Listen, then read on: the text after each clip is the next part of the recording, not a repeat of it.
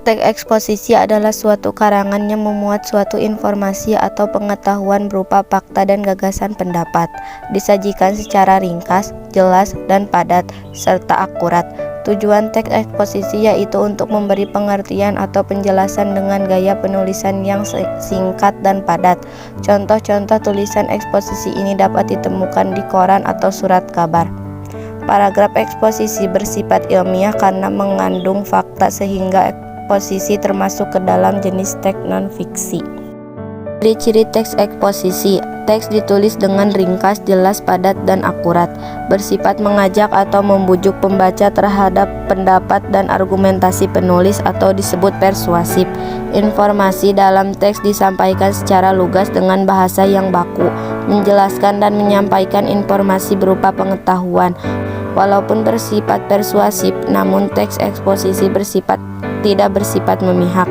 Artinya penulis tidak memaksakan pendapat terhadap pembaca. Teks juga bersifat netral dan objektif. Jenis-jenis teks eksposisi: 1. Teks eksposisi definisi. 2. Teks eksposisi perbandingan. 3. Teks eksposisi pertentangan. 4. Teks eksposisi proses.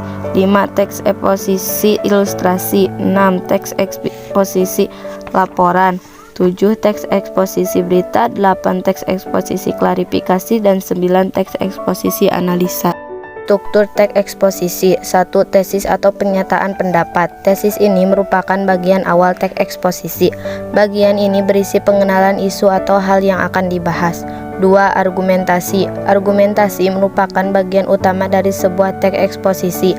Bagian ini berisi rangkaian argumen penulis yang berguna untuk menjelaskan dan mendukung pendapat penulis pada bagian teks sebelumnya. 3. Penegasan ulang. Bagian ini merupakan penutupan teks eksposisi yang berisi perumusan atau penegasan kembali pendapat penulis secara ringkas. Kaidah kebahasaan teks eksposisi. 1. Penggunaan konjungsi atau kata hubung. 2. Penggunaan pronomina atau kata ganti. 3. Penggunaan nomina atau kata benda. 4. Penggunaan verba atau kata kerja. 5. Penggunaan leksikal. 6. Penggunaan adjektiva atau kata sifat. 7. Penggunaan adverbia atau kata keterangan. 8. Memuat data dan fakta. 9. Menyatakan dan menjelaskan pendapat. 10. Penegasan pendapat bersifat objektif.